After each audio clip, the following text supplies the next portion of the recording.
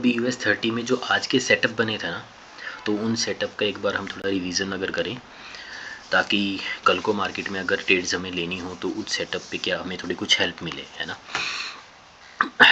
तो सबसे पहले जैसे मान लो आज ये सुबह की कैंडल थी 12:30 पे बनी थी। यहाँ से रेड कलर की कैंडल बननी शुरू हुई थी, ये वाली 12:30 पे। 4:30 बजे ये कैंडल क्लोज हुई थी, है ना। उसके बाद मार्केट यहाँ पे क्लोजिंग मार्केट ने दी। अगर हम लेफ्ट हैंड साइड में यहाँ पे एक अपना रेसिस्टेंस ड्रॉ करें, ये हमारा काइंड ऑफ रेसिस्टेंस था। यहाँ पे इतनी बेरिश होती तो ब्रेक कर देती, नहीं ब्रेक कर पाई। और उसके बाद अगर लेफ्ट हैंड साइड में यहाँ पे देखें हम, तो नियर अबाउट यहाँ पे हमारे पास एक कैंडल की ओपनिंग क्लोजिंग थी। तो मार्केट पे जैसे यहाँ पे क्लोज हुई, उसके बाद यहाँ पे आई, उसके बाद यहाँ से मार्केट ने बुल मूव देना स्टार्ट कर दिया।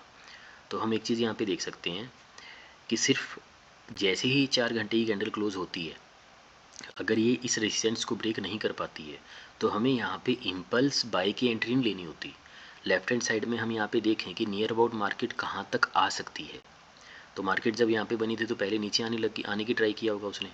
अब यहाँ पर अगर मार्केट का अगर हम देखते कि ये ओपनिंग क्लोजिंग है, तो मे बी इस लेवल को अगर हम यहाँ पे उस टाइम पे ड्रॉ करके रखते, ये वाला लेवल, तो मे बी हमें यहाँ पे एक परफेक्ट एंट्री मिल जाती, ये वाला लेवल। अब हम अगर मान लो 5 मिनट में जाएं उस टाइम पे,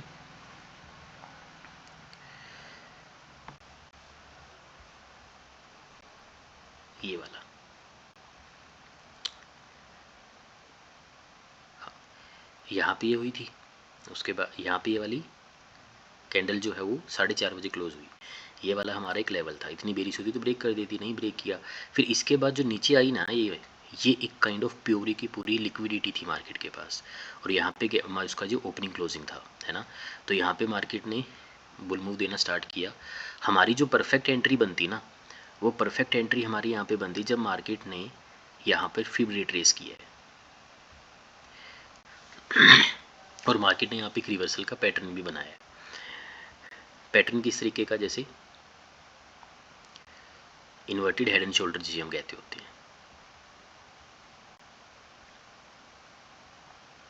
ये वाला, दिस वन। क्योंकि एक चीज़ और मैंने यहाँ पे भी नोटिस की है कि जब मार्केट का इतना खास वॉल्यूम वाला टाइम नहीं होता,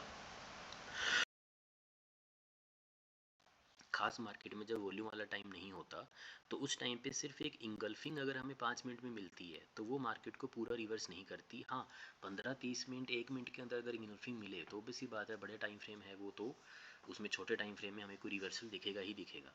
तो यहाँ पर हमें जैसे कि ये वाला मार्केट का लास्ट कह लो शोल्डर था, इसी शोल्डर से मार्केट ने इसको एज ए सपोर्ट एक्ट किया और यहीं पे हमारा फिब था। पहली कंफर्मेशन हमारी ये होगी, ये वाला शोल्डर, ये वाला शोल्डर, दूसरा हमारा फिब लगाया, तो मार्केट ने एग्जैक्ट इसको 61% रिट्रेस किया है। और अगर हम जैसे कि दो EMA हम यूज़ करते हैं 21 और 50, ब्लू वाली है वो 21 है, ब्लैक वाली जो है वो 50 की है, तो मार्केट ने इसको इम्पल्स 21 वाले EMA को ब्रेक किया। उसके बाद मार्केट ने 21 वाली EMA को सपोर्ट लेने के बाद यहाँ पे मार्केट ने इसको ब्रेक किया 50 वाली EMA को, और यहाँ पे ट्रेंड चेंज हो गया। अगर हम यहाँ पे देखें कि हमारा SL कितना बन रहा है, अगर हम यहाँ पे एंट्री लेते हैं, जैसे ही मार्केट ने 50% लेवल को रिट्रेस किया, तो यहाँ पे हमारा SL जस्ट ये 5 पिप का थोड़ा और सेफ साइड लेके चलते तो हमारा SL यहाँ पे 13 पिप का बनता। अगर इसके नीचे भी रखते तो, इसके नीचे भी रखते तो जस्ट 13-14 पिप का हमारा SL बनता। और हमारे पास एक ये वाला भी तो सपोर्ट जोन होता, जहाँ पे मार्केट ने प्रीवियसली जो मार्केट का एक शोल्डर था, ये वाला, और इसी लेवल पे मार्केट ने अभी इसको एज ए सपोर्ट एक्ट किया, है ना। मान लो हमने यहाँ पे एंट्री प्लेस कर ली। अब बात आती है फिर TP की, कि हम TP कहाँ पे रखेंगे, क्योंकि हमने जो एंट्री ली थी वो 4 आवर के टाइम फ्रेम में ली थी।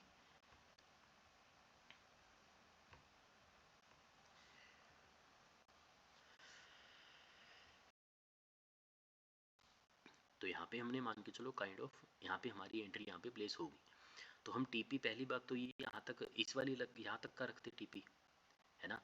और अगर हम यहाँ से यहाँ तक का रखें कि TP कितना बनता है हमारा, जहाँ पे हम एंट्री लेते 75 भी बनता है है ना। और मार्केट ने जब इस लेवल को भी ब्रेक किया तो फिर हम टीपी कहाँ तक रखते, इस वाली वीक तक का, और मार्केट ने जस्ट इसी वीक तक का किया है, तो ये अप्रोक्स 130 पी बनता है ना। ये इवनिंग के टाइम का था। उसके बाद अभी अगर हम लेवल हटा दें,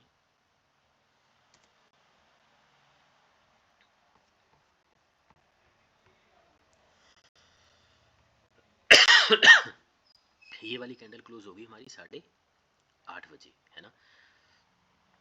अगेन ऊपर हमारे क्या था, रेजिस्टेंस था, ये वाली कैंडल यहाँ पे क्लोज होगी, ऊपर हमारा एक रेजिस्टेंस था, 8:30 बजे कैंडल क्लोज होगी।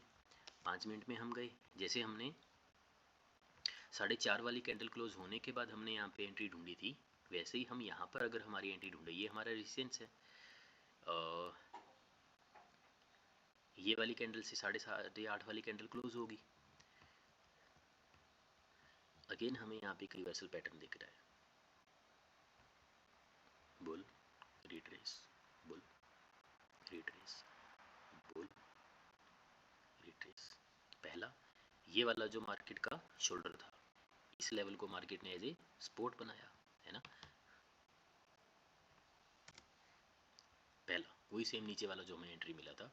अब अगर हम यहाँ पे फिब लेवल ड्रॉ करें, मतलब मान लो यहाँ से मार्केट में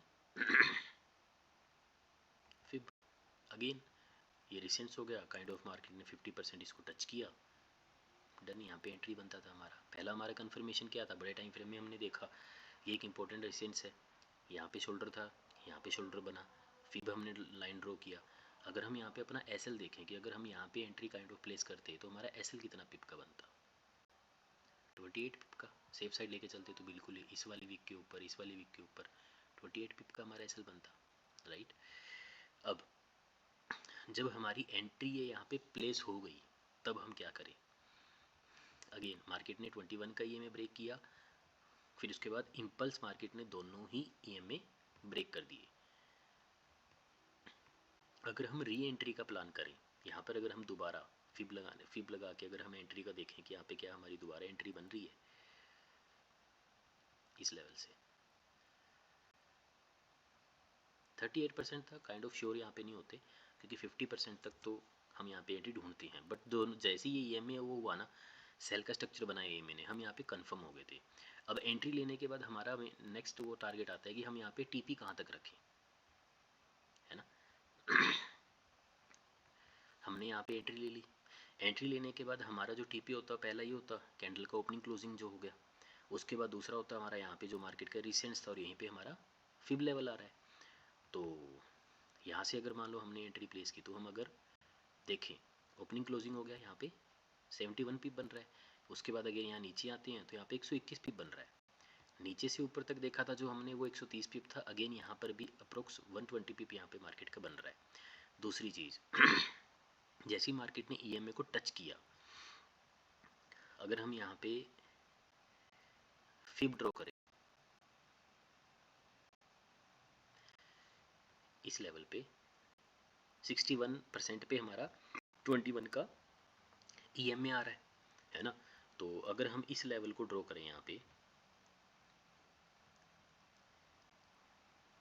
ये वाला, और हम फिब को रिमूव कर दें, 5 मिनट में हम गए,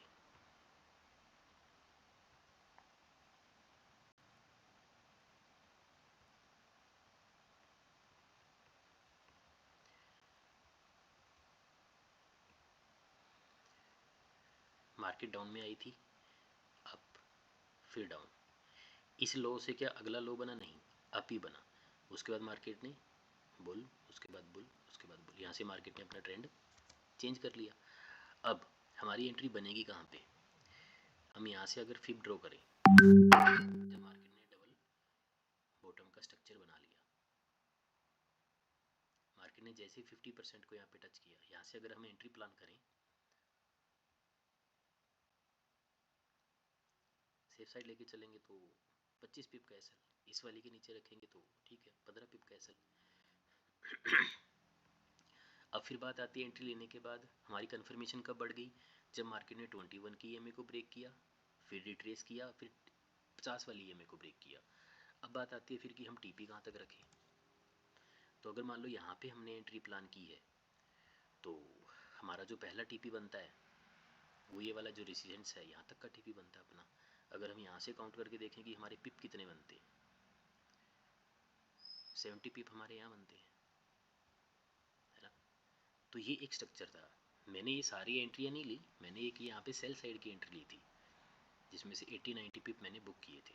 मतलब मैं ये वीडियो इस पर्पज़ से बना रहा हूँ कि ये चीज़ मुझे याद रहे इन फ्यूचर, कभी जब मार्केट का US30 में जब स्ट्रक्चर बनता है मुझे याद रहे कि मार्केट ने जब इसको ब्रेक किया था तो हमें इम्पल्स नहीं ढूंढना है, लेफ्ट हैंड साइड में कोई ओपनिंग क्लोजिंग देखना है और जहाँ पे मार्केट का रिवर्सल पैटर्न बनेगा हमें वहाँ ढूंढना है। EMA मार्केट का एक इंपॉर्टेंट रोल प्ले करता है।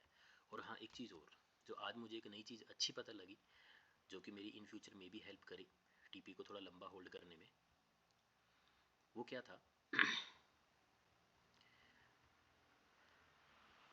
मेरी जो ट्रेड थी वो यहाँ से रनिंग थी, इस लेवल से 80 पिप तक मैंने होल्ड किया था, उसके बाद मैंने यहाँ पे क्लोज कर दी थी।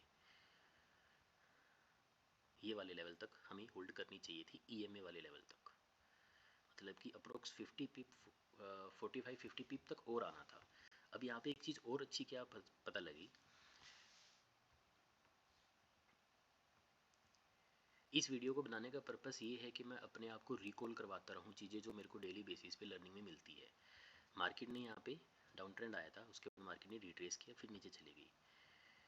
मार्केट ने डाउन ट्रेंड आया था, क्या इस वाली रेड वाली कैंडल के बाद जब ये ग्रीन कैंडल बनी, क्या इस ग्रीन वाली कैंडल ने इस वाले हाई को ब्रेक किया? नहीं, है ना। फिर मार्केट नीचे चली गई। इसके बाद मार्केट ये रेड वाली कैंडल बनी, उसके बाद क्या ये ग्रीन वाली कैंडल बनी, क्या इसने हाई को ब्रेक किया? नहीं। क्या अगली कैंडल ने हाई को ब्रेक किया? नहीं। तो हम यहाँ पे ट्रेड अपनी रनिंग रख सकते थे। जैसे ही लास्ट वाली कैंडल ने उसकी हाई को ब्रेक किया हम वहाँ तक अपना ट्रेड होल्ड करके रख सकते थे। जैसे अगर हम यहाँ पे देखें, इस वाली कैंडल ने लास्ट वाले को हाई को ब्रेक किया, कर दिया, इस वाली ने लास्ट वाली प्रीवियसली 2 के हाई को ब्रेक कर दिया, तो हम यहाँ पे एग्जिट कर सकते थे। मतलब कि जब हमें ट्रेड कैसे पता लगेगा कि हम अपने TP तक ट्रेड को होल्ड करके रख सकते हैं, कैसे? जब लास्ट वाली उसने कैंडल ने लास्ट वाले प्रीवियसली हाई या लो को ब्रेक नहीं किया, जो हम ट्रेंड लेते हैं बाय सेल की। अब यहाँ पे हम इस ट्रेड को एग्जिट नहीं करेंगे, कब तक? जब तक कि ये वाला लो ब्रेक नहीं होता। अब ये वाली ऊपर जाए, थोड़ा नीचे आए, ऊपर जाए, जब तक ये वाला लो ब्रेक नहीं होगा तब तक हम इस ट्रेड को एग्जिट नहीं करेंगे, अपना रनिंग रखते रहेंगे, है ना। सो ये आज का US30 का स्ट्रक्चर था। ऑयल वाला मैंने ऑलरेडी अपलोड कर दिया था अपने वीडियो को रिकॉर्ड करके।